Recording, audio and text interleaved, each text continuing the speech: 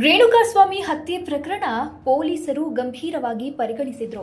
ದರ್ಶನ್ ಮಧ್ಯಂತರ ಜಾಮೀನು ಪಡೆದು ಹೊರಬಂದ ಬೆನ್ನಲ್ಲೇ ಹೆಚ್ಚುವರಿ ಚಾರ್ಜ್ ಶೀಟ್ ಅನ್ನ ಕೋರ್ಟ್ಗೆ ಸಲ್ಲಿಸಿದ್ದಾರೆ. ಇನ್ನೊಂದು ಕಡೆ ಅವರಿಗೆ ಸಹಜ ಜಾಮೀನು ಕೊಡಿಸುವುದಕ್ಕೆ ಶತ ಪ್ರಯತ್ನ ನಡೆಯುತ್ತಲೇ ಇದೆ. ಈ ಬೆನ್ನಲ್ಲೇ ಪವಿತ್ರ ಗೌಡ ಪರ ವಕೀಲರ ವಾದ ದರ್ಶನ್ ರನ್ನ ಸಂಕಷ್ಟಕ್ಕೆ ಸಿಲುಕಿಸಿದೆ. ಹೌದು, ರೇಣುಕಾಸ್ವಾಮಿ ಹತ್ಯೆ ಪ್ರಕರಣದಲ್ಲಿ ಮೊದಲನೇ ಆರೋಪಿಯಾಗಿರುವ ಪವಿತ್ರ ಗೌಡಗೆ ಇನ್ನೂ ಜಾಮೀನು ಸಿಕ್ಕಿಲ್ಲ. ಪವಿತ್ರ ಗೌಡ ಪರ ವಕೀಲರು ಕೂಡ ಜಾಮೀನು ಕೊಡಿಸುವುದಕ್ಕೆ ಶತ ಪ್ರಯತ್ನ ನಡೆಸುತ್ತಲೇ ಇದ್ದಾರೆ.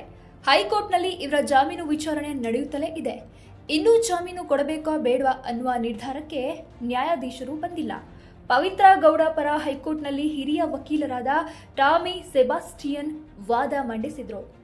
ಈ ವೇಳೆ ಅವರ ವಾದ ಗಮನ ಸೆಳೆದಿದೆ. ದರ್ಶನ್ ಸೂಚನೆ ಮೇರೆಗೆ ಪವನ್ ಕಿಡ್ನಾಪ್ ಮಾಡಿದ್ದಾನೆ ಎಂದು ನ್ಯಾಯಾಧೀಶರ ಮುಂದೆ ವಾದವನ್ನ ಮಂಡಿಸಿದ್ದಾರೆ.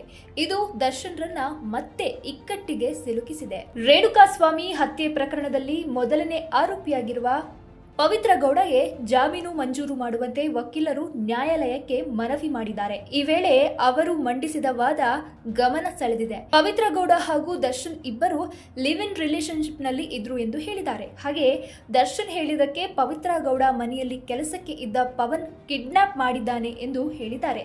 ಇದು ದರ್ಶನ್ಗೆ ಮತ್ತಷ್ಟು ಸಂಕಷ್ಟಕ್ಕೆ ಸಿಲುಕಿಸಬಹುದು. ಈ ಕೊಲೆ ಪ್ರಕರಣಕ್ಕೂ ನಟನಿಗೂ ಯಾವುದೇ ರೀತಿಯ ಸಂಬಂಧವಿಲ್ಲ ಎಂದು ದರ್ಶನ್ ಪರ ವಕೀಲರು ವಾದ ಮಂಡಿಸಿದ್ದಾರೆ. ಇತ್ತ ಪವಿತ್ರ ಗೌಡ ಪರ ವಕೀಲರು ದರ್ಶನ್ ಅಣತಿ ಮೇರೆಗೆ ಪವನ್ ಕಿಡ್ನಾಪ್ ಮಾಡಿದ್ದಾನೆ ಎಂದು ವಾದಿಸಿದ್ದಾರೆ. ಇದು ದರ್ಶನ್ಗೆ ಜಾಮೀನು ನೀಡುವ ವೇಳೆ ಚರ್ಚೆಗೆ ಬರುವ ಸಾಧ್ಯತೆ ಇದೆ. ನ್ಯಾಯಾಧೀಶರು ಇದನ್ನ ಗಂಭೀರವಾಗಿ ಪರಿಗಣಿಸಿದರೆ ಮಧ್ಯಂತರ ಜಾಮೀನನ್ನ ವಿಸ್ತರಿಸುವ ಸಾಧ್ಯತೆ ಕಡಿಮೆ ಇದೆ ಎಂದು ಚರ್ಚೆಯಾಗ್ತಿದೆ. ಇದೇ ವೇಳೆ ಆರೋಪ ಪಟ್ಟಿಯಲ್ಲಿ ಪವಿತ್ರ ಗೌಡ ರೇಣುಕಾಸ್ವಾಮಿಗೆ ಚಪ್ಪಲಿಯಲ್ಲಿ ಹೊಡೆದಿದ್ದಾರೆ ಎಂದು ಹೇಳಲಾಗಿದೆ.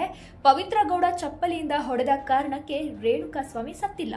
ರೇಣುಕಾಸ್ವಾಮಿ ಬರುವವರೆಗೂ ಪವನ್ ಶೆಡ್ನಲ್ಲಿ ಇದ್ದ. ಪವಿತ್ರ ಗೌಡ ಅವರನ್ನ ದರ್ಶನ್ ಶೆಡ್ಗೆ ಕರೆದುಕೊಂಡು ಹೋಗಿದ್ರು. ಆ ವೇಳೆ ರೇಣುಕಾಸ್ವಾಮಿಗೆ ಬೈದು ಅಲ್ಲಿಂದ ವಾಪಸ್ಸು ಮನೆಗೆ ತೆರಳಿದ್ದರು ಎಂದು ವಾದ ಮಂಡಿಸಿದ್ದಾರೆ. ಹಾಗೆಯೇ ಪವಿತ್ರ ಗೌಡಗೆ ಅಪ್ರಾಪ್ತ ಮಗಳು ಇದ್ದಾಳೆ ಎಂದು ತಮ್ಮ ವಾದದಲ್ಲಿ ನ್ಯಾಯಾಧೀಶರ ಗಮನಕ್ಕೆ ತಂದಿದ್ದಾರೆ.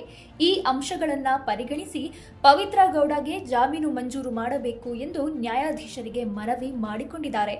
ಈ ವಿಚಾರಣೆಯನ್ನ ನ್ಯಾಯಾಧೀಶರು ಡಿಸೆಂಬರ್ 6ಕ್ಕೆ ಮುಂದೂಡಿಕೆ ಮಾಡಿದ್ದಾರೆ. ಅಂದು ಎಸ್ಪಿಪಿ ಪ್ರಸನ್ನ ಕುಮಾರ್ ಪ್ರತಿವಾದ ಮಂಡಿಸಲಿದ್ದಾರೆ. ಆದರೆ ಪವಿತ್ರ ಗೌಡ ಪರ ವಕೀಲ ವಾದ ಮಂಡಿಸುವ ವೇಳೆ ದರ್ಶನ್ ಸೂಚನೆ ಮೇರೆಗೆ ಕಿಡ್ನಾಪ್ ಮಾಡಲಾಗಿದೆ ಎಂದಿದ್ದು ಅವರ ಜಾಮೀನಿಗೆ ಸಂಕಷ್ಟ ತಂದೊಡ್ಡುತ್ತಾ ಅನ್ನೋದು ಮುಂದಿನ ದಿನಗಳಲ್ಲಿ ಗೊತ್ತಾಗಲಿದೆ.